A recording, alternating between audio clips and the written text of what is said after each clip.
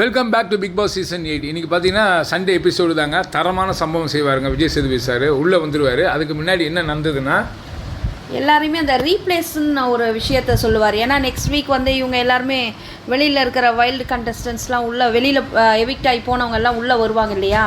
அதனால் இப்போது அது மாதிரி ஒன்று வச்சுருக்காரு. இதுக்கு முத்து ஒரு பெரிய விளக்கம் தருவார். அது போத முத்து, இதை வேணால் நீங்கள் டிப்ஸாக வேணால் வச்சுக்கோங்க. நான் ஒரு நோஸ் கட் பண்ண விதம் வந்து ரொம்ப சூப்பராக இருந்தது. அடுத்தது பார்த்திங்கன்னா முத்துக்குமார் தாங்க இன்றைக்கி எல்லார்கிட்டேயும் அடி வாங்கின மாதிரி இருந்தது. அப்போ கூட அவர் தொடச்சி போட்டுடுவார். அது ஒரு பெரிய மேட்டராகவே நினைக்க மாட்டாருன்னு வச்சுக்கோங்களேன். அடுத்தது இவங்க மஞ்சரியோட எவிக்ஷன் சும்மா கொஞ்சம் கொஞ்சமாகவே நம்ம பார்த்துக்கலாம். ஏன்னா எல்லாருமே பார்க்குறோம். ஸோ சில விஷயங்களை வந்து எங்களோட பார்வையில் நாங்கள் எப்படி பார்த்தோன்றது தான் உங்களுக்கு ஒரு கருத்தாக சொல்ல வரும். மஞ்சரி பார்த்திங்கன்னா ஒரு அழகான ஒரு கூழாங்கல் பற்றின ஒரு எவிக்டாய் வெளியில் வந்துட்டு சொல்லுவாங்கங்க. அது ரொம்ப டச்சிங்காக இருந்தது. எல்லாருக்குமே அதை நீங்கள் எப்படி ஃபீல் பண்ணியிருப்பீங்கன்னு எங்களுக்கு தெரியல. ஸோ ஒரு மலையில் இருக்கிற ஒரு சின்ன கூழாங்கல் ஆற்றுப்படுகையில் பட்டு அதுக்கப்புறமா நதியில் ஓடி நீரோடையில் ஓடி கடலில் கொண்டு போய் அந்த விஷயத்தை சேர்க்குது. இதுதான் அது. அப்போது இது மாதிரி ஒவ்வொரு பயணங்கள்லையும் ஆனால் அது சங்கமிக்கிற இடம் வந்து பறந்து விரிந்த கடலாக இருக்குது. அதை அவங்க சொன்ன விதம், அந்த நடை, அது ரொம்ப அழகாக தெளிவாக இருந்தது. அது எப்படின்னா நம்மளோட வாழ்க்கையோட கூட நம்ம ரிலேட் பண்ணி பார்த்துக்கலாம்.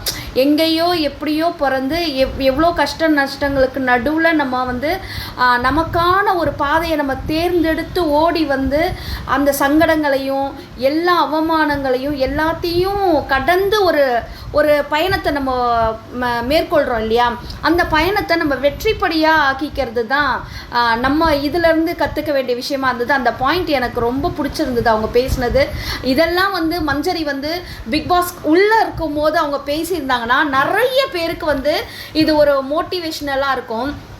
அவங்க வெளியில் வந்து பேசுனது ஓகே தான், ஆனால் உள்ளே பேசி இருக்கணுங்க. ஏன்னா அதுக்கான இடம் தான் அந்த பிக் பாஸ் வீடு. அதே மாதிரி தாங்க வந்து பார்த்தீங்கன்னா நம்ம ஜெஃப்ரி கூட உள்ளே நிறைய அவன் பாட்டு பாடுற ஆள், நல்லா பாடியிருக்கலாம். நிறைய வாய்ப்புகள் எல்லாம் தவற விட்டுட்டு வெளியே உட்காந்து பாடுறாங்க. எனக்கு அது கொஞ்சம் சங்கடமான விஷயமா தான் இருக்குது. இப்படி ஒரு வழியாக பார்த்தீங்கன்னா அந்த ரீப்ளேஸ்மெண்ட் இவங்களுக்கு பதில் இவங்க இருந்தால் யார் யாருன்னு ஒவ்வொருத்தரும் ஒவ்வொரு கருத்து. அதில் நிறைய இடம் பிடித்தது கண்டஸ்டன்ஸ் ரெக்கமெண்ட் பண்ண மாதிரி ஒருத்தவங்க யாருன்னு பார்த்தீங்கன்னா ஆனந்தி. அது அழகான இதுவோடு அவங்கெல்லாம் சொல்லியிருப்பாங்க. எப்படின்னா முத்துக்குமார் வந்து நிறைய விஷயத்த வந்து வேற மாதிரி திரிச்சு பேசிடுவார் அவரோட சுயநலத்துக்காக. இதை நான் சொல்லலைங்க. உடனே முத்துக்குமார் ஃபேன்ஸ் எல்லாம் எங்களை பேசுறதுக்கு இதில் ஒரு இதுவுமே கிடையாது. ஸோ இதை எடுத்து கொடுத்தவர் வந்து விஜய் சேதுபதி சார் தான். சொல்லி முடிச்ச உடனே சுயநலம் தானமா அப்படின்னுவாரு. சௌந்தர்யா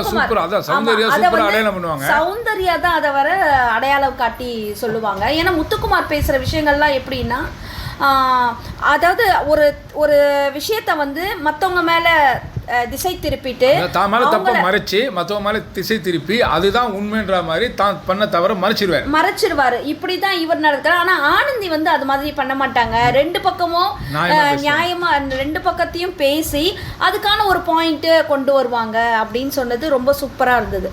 இந்த விஷயத்தை பார்த்தீங்கன்னா மஞ்சரி வந்து போல்டாக பேசுவாங்க. உண்மையிலேயே பாராட்டத்தக்க விஷயம். அது முத்துக்குமாரையே கேள்வி கேட்குறது. அதுதான் வந்து சௌந்தர்யா அங்கே மென்ஷன் பண்ணுவாங்க. எனக்கு கூட அந்த தூய தமிழ் புரியாது. ஆனால் முத்துக்குமார் உள்ளே ஒன்று வச்சு பேசுவார். ஆனால் மஞ்சரி மேம் அப்படிலாம் பேச மாட்டாங்க. ஓப்பனாக படாருன்னு கேட்பாங்க. அடடா பரவாயில்லப்பா, நமக்கும் ஒரு கேள்வி கேட்க முத்துக்குமார் பேசுறது புரியாதுல்ல, இவங்க ரெண்டு பேரும் எப்படி சமாளிக்கிறதுன்னு நினைப்பான். ஆனால் முத்துக்குமாரே கார்னர் பண்ணுவாங்க. அந்த விஷயங்கள்லாம் வந்து மஞ்சரி முத்துக்குமார் செய்த கார்னர் பண்ணுறது மட்டும் இல்லை, முத்துக்குமார் செய்த தவற சுட்டி காட்டி அது தப்பு தான், நீ பேசுனது தப்பு தான் சொன்னது எல்லாருக்குமே புரிஞ்சிருக்கும். ஏன்னா எக்ஸாம்பிள் பார்த்தீங்கன்னா அன்னைக்கு ரயானுக்கும் முத்துக்குமாருக்கும் ஒரு கிளாஷ் நடக்கும். அதில் வந்து முத்துக்குமார் வந்து தைரியமான ஆள் தானே அப்படின்னு இவர் ரயான் சொல்லிடுவார். இதே வார்த்தையை அவர் கரேஜ்ன்ற வார்த்தையை இங்கிலீஷ் வேர்டு போட்டு முத்துக்குமார் பேசியிருப்பாரு. அந்த இடத்துல வந்து மஞ்சரி வந்து பேசியிருப்பாங்க. ரயான் பேசுனது தவறுன்னு நீங்கள் சொன்னீங்க முத்துக்குமார், அப்போ நீங்கள் பேசுனதும் தவறு தான், நீங்கள் பேசுனதை நீங்கள் ஒத்துக்கணும் அப்படின்ற மாதிரி அந்த இடத்துல சொன்னது எல்லாருக்குமே ஓரளவுக்கு ஓகே. மஞ்சரி மேம் வந்து இப்படி பேசும்போது நம்மளுக்கு ஒரு சப்போர்ட்டிவாக இருக்குது. ஏன்னா நம்ம என்ன பேசினாலும் மாற்றி பேசுகிற திருச்சி பேசுகிற ஜாக்லின் முத்து மாதிரி ஆளுங்க இருக்கிற இடத்துல மஞ்சரி வந்து பேசுறது ஒரு ரொம்ப சூப்பராக இருந்தது. பார்த்தீங்கன்னா வந்து நிறைய பேர் வந்து அந்த இவளுக்கு பதில் இவர் இருக்கலாம்னும் போது அதில் ஜாக்லின் நிறைய வந்தது ஃபோட்டோ. ஏன்னா ஜாக்லின் வந்து சூப்பராக சொல்லலாம், விஷாலும் சரி. ஆமாம், விஷாலும் வந்து பயங்கரம். ஆடியன்ஸ் கிளாப்ஸ் வந்ததுன்னா நீங்கள் நினச்சிக்க போகிறீங்க, ஜாக்லினுக்கு வந்தது இல்லை, ஜாக்லினுக்கு அகெயின்ஸ்டாக வந்தது. ஏன்னா ஜாக்லினை குறை சொல்லும் போது ஆமாம் இவன் ஃப்ரெண்ட்ஸ் விஷால் சூப்பராக சொல்லுவான், இவங்க வந்து நடுநிலை மாதிரி பேசுவாங்க, ஆனால் ஃப்ரெண்ட்ஷிப்புன்ற போர்வையில் எல்லாரும் காலி பண்ணுவாங்க, இவங்க நேர்மை இல்லைன்றதை அற்புதமாக அவன் சுட்டி காட்டுவான். அப்போ ஜாக்லின் மூஞ்ச பார்க்கணுமா, அப்படியே அமைதியாகிடுங்க ஜாக்லின். ஹைலைட்டாக பார்த்தீங்கன்னா முத்துக்குமாருடைய வன்மம் சூப்பராக காமிக்கிறாங்க. ஏன்னா நேற்று செம்ம ரிவிட் வச்சிருப்பாரு இல்லையா விஜய் சேதுபதி சார். விஜய் சேதுபதி சாருக்கு ஐஸ் வைக்கிறாருங்க இவரு. சாட்சனாவை ரீப்ளேஸா காமிக்கிறாரு. யாருக்கு? சௌந்தர்யாக்கு. அவனா டாப் 5ல வரக்கூடிய ஆளு ராஜா. ஆனால் நீ வந்து பயங்கரமான எப்படி மேனிபுலேட் பண்ணுவேன்றதை வந்து அவருக்கு தெரியும். ஏன்னா விஜய் சேதுபதி சார் அதாவது காட்டு செடி அடிபட்டு மேலே வந்தவர், அவருக்கு எல்லாம் தெரியும். அதனால நீ அவரை மேனிபுலேட் பண்ண, அதான் கூப்பிட்டு அது உனக்கு தான் பொருந்தோம் உட்காருனாரு. ஏன் இதை சொல்ல வரேன்னா, இதுவரை இவளை பற்றி யாருமே பேசலை, சாஞ்சனாவை பற்றி. ஏன்னா விஜய் சேதுபதி சார் நேற்று ரைடு விட்டதுனால சாஞ்சனா தான் எனக்கு ரொம்ப பிடிக்கும்னு யாரும் கேட்கல, எல்லாம் மறந்துட்டாங்க அதை. அது வந்து டிவில் சொன்னாங்க எல்லாருமே உள்ள, ஐயோ அது குட்டி சாத்தான் பிசாசுன்னு. சாச்சனான்ற ஒரு கேரக்டரே யாருக்குமே ஞாபகம் இல்லாத மாதிரி தான் இவ்வளவு நாள் எபிசோட் போச்சுங்க. நல்லா போச்சு. ஆமா, நல்லா தான் போச்சு. ஏன்னா சாச்சனாவை பத்தி இன்னைக்கு யாருமே பேசறதுக்கு வாய்ப்பு இல்ல. அந்த இடத்துல விஜய் சேதுபதி சாரை யாருமே வந்து அவருக்கு பேக் ஃபயர் ஆகாம அவரும் நல்லா வந்து ஹோஸ்ட் பண்றாரு. ஏன்னா அந்த சாச்சனான்ற ஒரு கேரக்டரால தான் அவருடைய ஹோஸ்ட் மேல எல்லாருக்கும் நம்பிக்கை எல்லாம் வந்தது. அது போனது, அதை வந்து சூப்பராக எடுத்துன்னு வந்து உள்ள பிளே கொடுத்தா பாருங்க. அதை வந்து முத்துவை தாங்க பாராட்டணும். ஏன்னா அந்த அவ பெயரை வந்து சரியா செய்யறாராம். ஸோ இப்படி அவங்க ஒரு கதையை சிஸ்டம் தேடுறாருங்க விஜய் சேதுபதியே தனக்கு சப்போர்ட்டா. ஏன்னா இப்போ மஞ்சரி வெளில வந்துட்டாங்க, அடுத்தது விஜய் சேதுபதி சார் உங்கள் மகள் சாஞ்சனாக்காக நாங்கள் சப்போர்ட் பண்ணுறோம் சார், அவங்கள இது மாதிரி சௌந்தர்யா வேஸ்ட்டு சார், சாச்சனா தான் சூப்பர் அப்படின்ற மாதிரி இருந்தது. அது விஜய் சேதுபதி சாருக்கே தெரியும், சாச்சனாக்கே தெரியும். ஏன்டா டே நான் பாட்டுக்கு எங்கேயோ இருக்கிற, என்ன எதுக்குடா முத்தண்ணா நீ இழுக்கிற அப்படின்ற மாதிரி தான் இருந்திருக்கும். ஸோ இப்படி ஒரு வழியாக ரீப்ளேஸ் பண்ணுறதை காமிப்பாங்க. அதே மாதிரி அருண் பிரசாத்துக்கு பதில் ஏற்கனவே நம்ம ரவீந்தர் சார் இருந்தானே. ஸோ அது ஓவரால் பேசுகிறது தான். ஏன்னா இப்படியே ஒரு வழியாக எபிசோடு போதுங்க. ஆமாம், அடுத்தது பார்த்தீங்கன்னா இந்த பயந்துட்டாங்க டாஸ்க் விளையாடும் போது. ஏன்னா வந்து டிக்கெட் டு ஃபினாலேனா ஆட்டோமேட்டிக்காக எல்லாருக்குமே பயந்துருப்பாங்க. ஸோ இதை பற்றின ஒரு டாக்கும் போச்சு. அதில் உண்மையாக பார்க்க போனால் நம்ம முத்துக்குமார் பயந்தார், ஜாக்லின் ரொம்ப பயந்தாங்க. ஏன்னா ஜாக்லின்லாம் வந்து எதுவுமே பாயிண்ட்ஸே கிடைக்கல. எப்படிங்க பாயிண்ட்ஸ் கிடைக்கும்? ஒரு நம்மளுக்கு தெரியல. போன சீசன்ல பார்த்தீங்கன்னா அர்ச்சனா வந்து ஸ்மோக்கிங் ரூம் போகிறத வந்து பப்ளிக்காகவே எல்லாருக்குமே தெரியப்பட்டுச்சு. அர்ச்சனாக்கு இவ்வளோ டேலண்ட் இருந்து இவங்க ஏன் இப்படி பண்ணுறாங்கன்னு நம்ம வீடியோஸில் கூட நம்ம கூட போட்டோம். இப்போ ஜாக்லினும் அதே கேட்டகரியில் தான் இருக்காங்க. ஜாக்லின் என்ன பண்ணுவாங்க, அடிக்கடி அந்த ஸ்மோக்கிங் ரூம் போனால் அவங்க எப்படி கான்ஷியஸாக அந்த மாதிரி விளையாட வருவாங்க. அவங்க பேசும்போது என்ன ஆகுது, அவங்களோட பாயிண்ட்ஸ்லாம் என்ன பண்ணுறாங்க, மற்றவங்க மேலே திணிக்க பார்க்குறாங்க. அந்த நேரத்தில் அவங்களுக்குள்ளாவே ஒரு ட்ரபிள் வருது. ஸோ முதல்ல ஒரு நல்ல ஒரு ஃப்ரெண்ட்ஷிப் கூட இருந்தாங்க. இதை வந்து சௌந்தர்யா வந்து சொல்லிட்டாங்க, நீ வந்து இது மாதிரி ஸ்மோக்கிங் ரூம் போயிட்டு வரீங்கங்க, அதனால வந்து நீங்கள் சாப்பிட்றத கொடுக்காதீங்கன்னு. உடனே என்ன பண்ணிட்டாங்க, அதுலேருந்து சௌந்தர்யாவை தாக்க ஆரம்பிச்சிட்டாங்க. ஏன்னா இது மக்களுக்கு தெரிஞ்சிடும். ஏங்க நீங்கள் என்ன பண்ணாலும் மக்களுக்கு தெரியுதுங்க. நீங்கள் நல்ல விஷயம். இப்போ வந்து இந்த முத்துக்குமார் வந்து இந்த தாய்ச்சின்னு சொல்லிட்டு ஒரு எக்ஸசைஸ் பண்ணுறாரு பாருங்க, ஒரு ஆர்ட் ஃபார்ம் பண்ணுறாரு. அது வந்து எல்லாருக்குமே தெரியுது. இப்போ அதை எல்லாருமே அவரை முத்துக்குமாரை பிடிக்கலனா கூட அவர் பண்ணுறது வந்து நிறைய பேருக்கு ஓகே இது நல்லா இருக்கே இந்த ஆர்ட் ஃபார்மு, இதை எல்லாருமே பண்ண முடியும் போல இருக்கு. ஏன்னா வந்து ஃபோக்கஸ் பண்ண முடியும், ஃபோக்கஸ்டாக இருக்க முடியும். இது ரொம்ப நல்லா இருக்குது. ஏன்னா நம்ம நிறைய பார்க்குறோம், அந்த சைனீஸ் கொரியன்ஸ்லாம் நிறைய யூடியூப்ஸில் போடுறாங்க இந்த ஆர்ட் ஃபார்மை. ஆனால் அதெல்லாம் நம்புறதை விட முத்துக்குமார், ஏன்னா அதுதான் அந்த வீடு, அந்த வீட்டுக்குள்ளே முத்துக்குமார் இதை இன்ட்ரடியூஸ் பண்ணுற மாதிரி நம்மளுக்கு தோணுது. ஸோ நல்ல விஷயங்களை நம்ம பேசுகிறோம், அதே மாதிரி தப்பு செய்தாலும் நம்ம பேசுகிறோம். அதுதான் இந்த ஜாக்லின் விஷயத்தில். ஸோ ஜாக்லின் வந்து இப்படி தான் அவங்கள பற்றின ஏதாவது தவறுகளை மற்றவங்க சுட்டி காட்டிட்டாங்கன்னா அவங்கள போட்டு அடிக்கிற வேலையை தான் ஜாக்லின் பார்க்குறாங்க. உடனே ஆப்போசிட் சைடு போய் ஜாயின் பண்ணிடுறாங்க. இப்போ மஞ்சரி வெளியில் போயிட்டாங்க. இப்போ என்ன தெரியுதுன்னா, ஜாக்லின் யாரோடலாம் வந்து ஒட்டி அப்படியே ஒரு நெருக்கமாக பழகுது அவங்களாம் வெளியே அனுப்புது.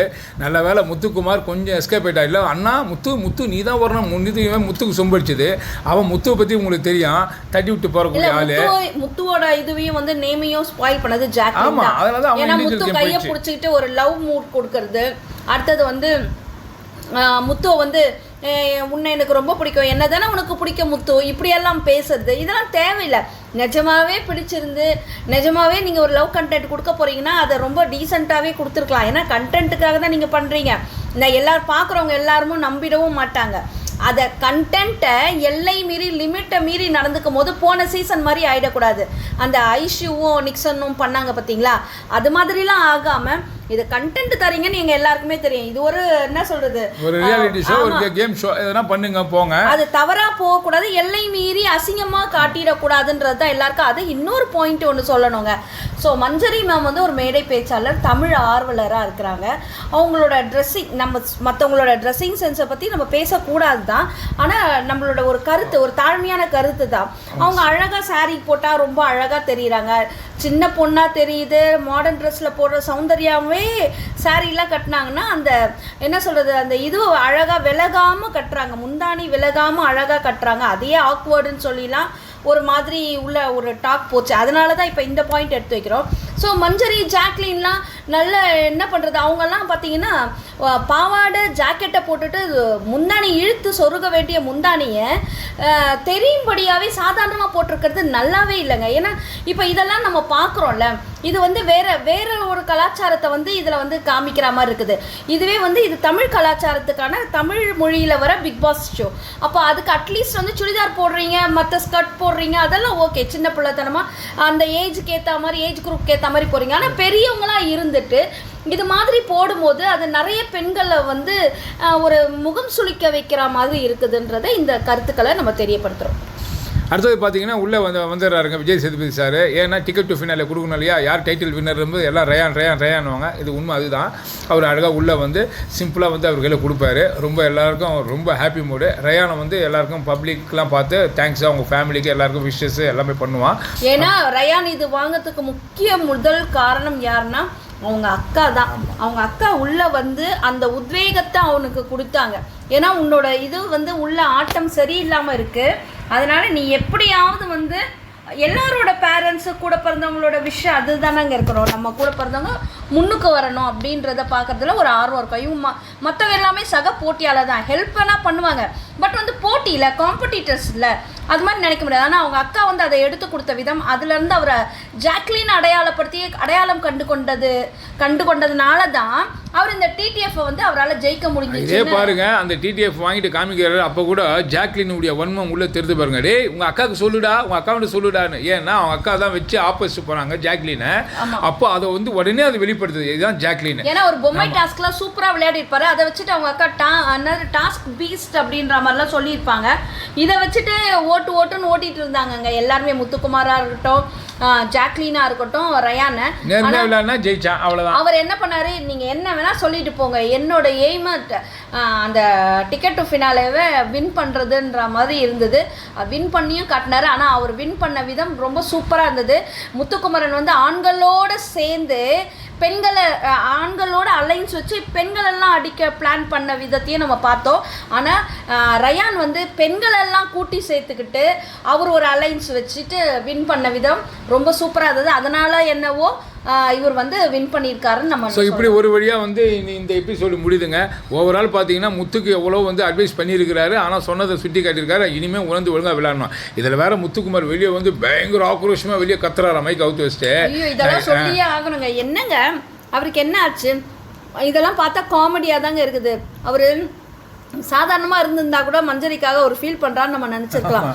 இவர் என்னவா நினைச்சிட்டாரு, நிறைய எபிசோட்லாம் பார்த்துட்டு ரொம்ப கரைச்சு குடிச்சிட்டு வந்து ஆரிக்கும் இவருக்கும் 1% கூட மேட்சே ஆகாதுங்க. ஆரி பண்ணார்னா அவரை அப்படி ஒரு டார்ச்சர் பண்ணாங்க உள்ள இருக்கிற கண்டஸ்டன்ட்ஸ்லாம். அப்படி பண்ணா பயங்கரமா பண்ணா. அதுல சாரி ப்ரோ, ஆரி ப்ரோ, சாரி ப்ரோன்னு ஒரு பெரிய ரீல்ஸே எடுத்து விட்டுட்டு இருந்தாங்க. ஏன்னா அவ்வளோ ஒரு டார்ச்சர் உள்ள இருந்துச்சு. பாத்தீங்கன்னா அது அவர் ஒரு வீரன், அந்த இடத்துல வீரத்தனமா இருந்து அவர் வந்து ஒரு கப்பை ஜெயிச்சவர். அவர மாதிரி இவர் என்னத்தை வந்து முன்னாடி சீசன்ல வந்து அசீம் வந்து ஹோஸ்டே கமல்ஹாசன் சார் ஒரு வாரமும் அந்த மனுஷனை அசிங்கப்படுத்துவார். ஆனாலும் அசீம் வந்து யாருக்குமே அசைஞ்சு கொடுக்கல. அவர் மேக்கப், ஆமா, அவர் மேக்கப் போட்ட விதத்தெல்லாம் எடுத்துட்டு வந்து வெளியில சொல்லி கேவலப்படுத்தினாங்க. அப்பவும் அவர் வந்து யாருக்குமே அசைஞ்சு கொடுக்காம இருந்தது. சொல்லியும் அதெல்லாம் பண்ணாங்க. அவன் கத்துறதுல நியாயம், நீ ஏன்பா கத்தன? ஸோ ஒரு வழியா வந்து சிம்பத்தியை கிரியேட் பண்ண நினைக்கிறாரு. ஆக மொத்த மக்களே இன்னொன்னு ஒன்னே ஒன்று சொல்லி சிம்பத்தி கிரியேட் பண்ணும்போது ஞாபகம் வருதுங்க. முடிக்கிறதுக்கு முன்னாடி ஏங்க முத்துக்குமார் சொல்கிறாரு எல்லாரும் ஒதுக்குனாங்க, நான் ஓரங்கட்டப்பட்ட ஒரு மனுஷன் வந்து இப்படிப்பட்ட ஒரு நிகழ்ச்சி. ஏங்க இதெல்லாம் ஒவ்வொருத்தரோட வாழ்க்கையிலையும் எல்லாருமே ஓரங்கட்டப்பட்டு ஒதுக்கப்பட்டு அவமானப்படுத்தப்பட்டு தாங்க வரும் எல்லார் வாழ்க்கையிலே. நாங்களும் அப்படி தான். அதனால் அவங்களுடைய இதுலேருந்து வெளியில் வரும்போது அடுத்தவங்கள நம்ம அடிக்காமல், அடுத்தவங்கள என்ன சொல்கிறது இது பண்ணாமல் நம்ம வர்றது தாங்க அதில் வெற்றி.